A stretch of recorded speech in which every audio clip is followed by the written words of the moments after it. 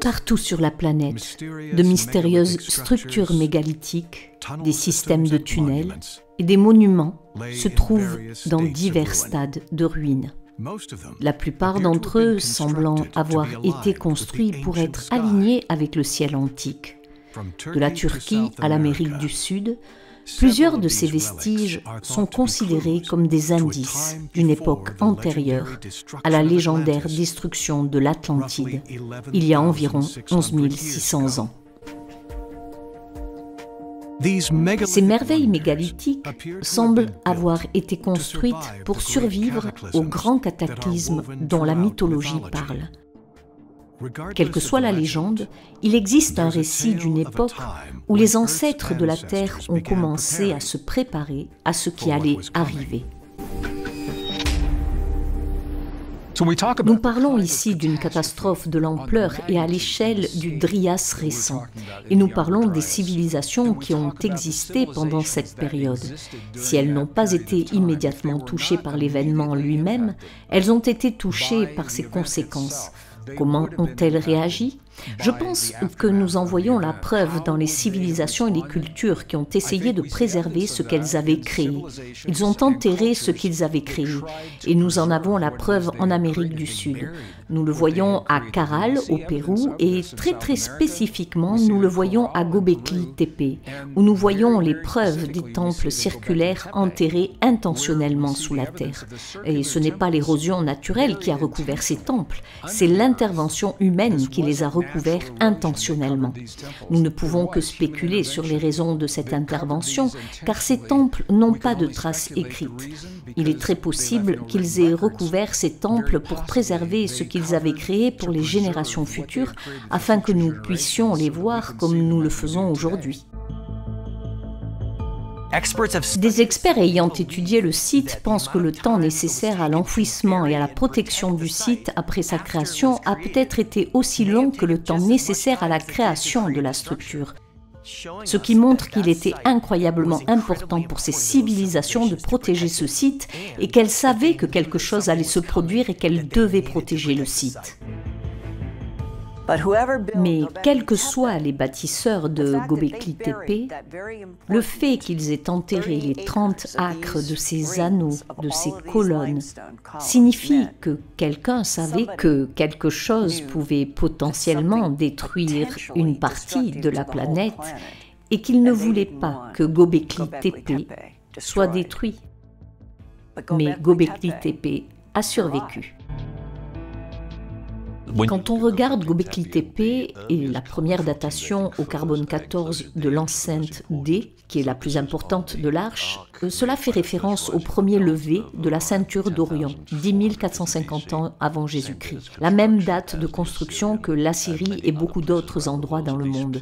Ces choses ont donc précédé l'événement. Elles sont donc déjà en construction. Comme l'ont dit les Égyptiens, les patries des dieux étaient déjà partiellement détruites. Cela nous place donc au début du Drias récent. Ils partent donc en bateau avec tous leurs astrologues et astronomes pour essayer de déterminer où ils pourront survivre au cataclysme qu'ils ont déjà anticipé. Ils savent que cela va se produire et qu'ils ont environ 800 ans pour se préparer. Ils s'étendent sur toute la surface de la Terre et essaient de se projeter pour l'avenir.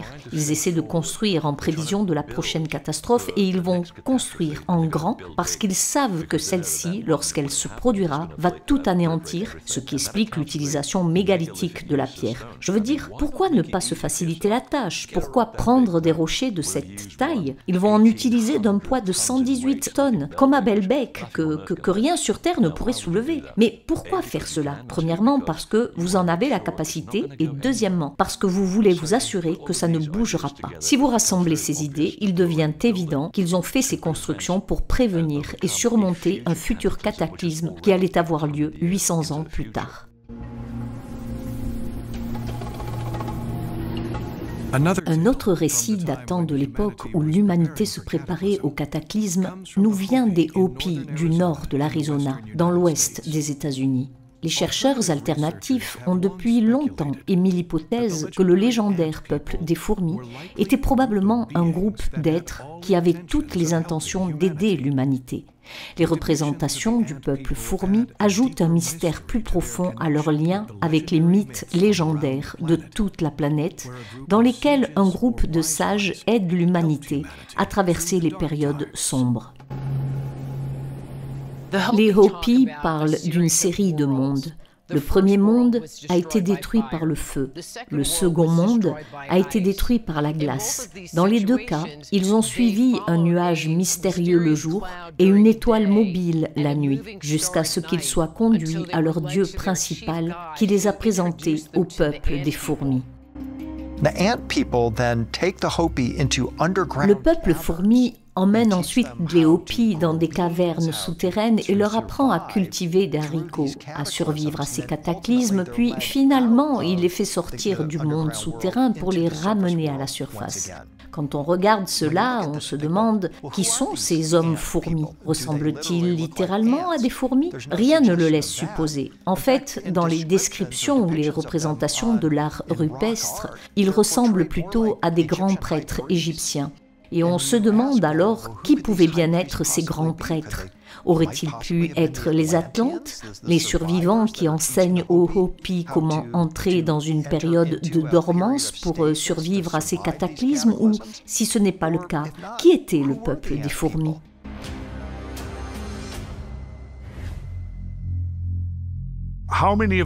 Combien de grands récits d'inondations sont-ils présentés avec en préambule une personne privilégiée prévenue de l'imminence de l'événement, et ce, à plusieurs reprises? Cela soulève la question de savoir qui aurait pu être cette personne. Si je regarde les mythes, et l'un des mythes les plus répandus dans toute cette culture est le mythe du grand déluge. Or, mes recherches géologiques m'indiquent que les grandes inondations ont été réelles. Si nous partons de l'idée que ces mythes d'inondations gigantesques cachent des événements bien réels, quelle est la réalité potentielle derrière les histoires des dieux? C'est le cas de toutes ces cultures anciennes. Or, ce qui se passe ici, c'est que la plupart des gens veulent immédiatement se tourner vers les extraterrestres. Et je ne rejette pas l'idée des extraterrestres, mais au lieu de sauter immédiatement sur les extraterrestres, considérons la possibilité qu'il y ait pu y avoir, dans les temps anciens, des cultures coexistantes qui étaient, d'une part, primitives, et d'autre part, très sophistiquées et très avancées. Cette culture avancée sait désormais que quelque chose est sur le point de se produire. Elle essaie donc de diffuser ses connaissances et ses informations au plus grand nombre en disant « Hé, il va se passer quelque chose, il va y avoir une inondation gigantesque. Pourquoi ne pas envisager de construire un grand bateau, peut-être en roseau, ou vous savez, d'aller sous terre avec le peuple des fourmis, ou quoi que ce soit d'autre ?» Parce que nous retrouvons sans cesse ce thème dans ces récits anciens. Je pense donc que, tout comme aujourd'hui, nous pouvons considérer que les grandes inondations, le grand déluge, étaient réels, historiquement réels. Alors, qui étaient ces dieux? C'était peut-être bien nous? Dans la mythologie, d'innombrables divinités sont dédiées au soleil. D'anciennes pratiques centrées sur les solstices et les équinoxes sont ancrées dans les cultures de toute la planète. Ce divin pourvoyeur de vie a été un œil omniscient tout au long de l'évolution de la Terre. Que se passe-t-il lorsque nous regardons plus profondément au cœur de notre système solaire pour comprendre l'augmentation des événements catastrophiques à la fin du Dryas récent? Je suis convaincu que le Dryas récent est marqué par des éruptions solaires. Et je pense que toutes les preuves indiquent qu'en 9700 avant Jésus-Christ, il y a eu une énorme éruption solaire, une éruption majeure à ce moment-là, à travers ces immenses étendues glaciaires. Et elle a entraîné le climat dans une période de réchauffement.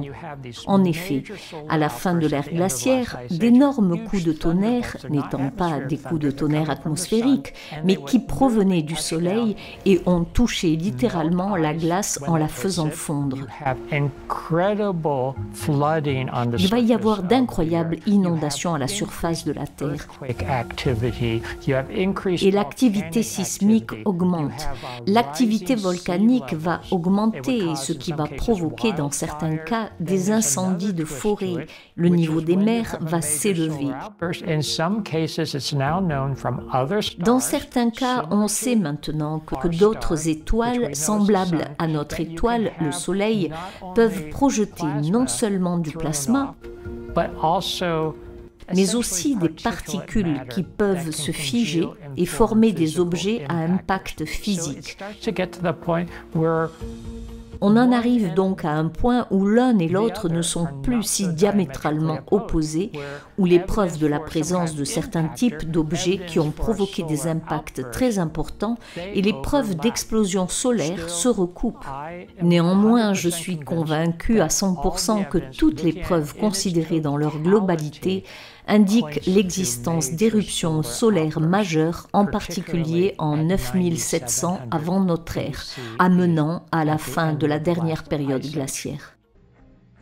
Lorsque nous examinons la fonte du grand complexe glaciaire, oui, nous voyons la fonte de la neige, mais nous voyons aussi la fonte de ces épicentres neigeux à des centaines, voire des milliers de kilomètres.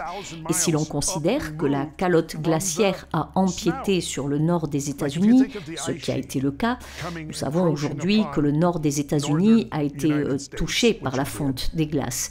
Et nous savons maintenant que le nord des États-Unis est plus chaud que le Canada. En se rapprochant des pôles, la température devient de plus en plus froide. Mais à l'apogée de l'ère glaciaire, la région du centre du Canada, la baie d'Hudson, était recouverte d'une couche de glace de 3 km d'épaisseur. Elle s'étendait jusqu'à l'océan Atlantique et au-delà du littoral actuel, jusqu'à l'océan Pacifique et du nord des États-Unis et jusqu'au cercle polaire arctique. Cela fait beaucoup de glace dont il a fallu se débarrasser. La glace s'est-elle réduite uniformément à partir des bords ? Non, on pourrait s'attendre à ce qu'elle se résorbe en moyenne plus rapidement sur la marge méridionale que sur la marge septentrionale. Mais ce n'est pas le cas. C'est comme si toute la calotte glaciaire avait commencé à fondre et qu'il y avait des épicentres de fonte que l'on peut maintenant étudier sur des cartes ou même visiter, et vous verrez qu'il y a des formes de relief qui correspondent à une énorme poussée radiale des eaux à partir de ces épicentres de fonte. Cela n'a pas vraiment de sens dans le cadre des modèles normaux de recul des glaciers. Il fallait qu'il se passe quelque chose d'autre et, à mon avis, l'explication la plus cohérente serait des impacts à des vitesses immenses directement dans la couche de glace.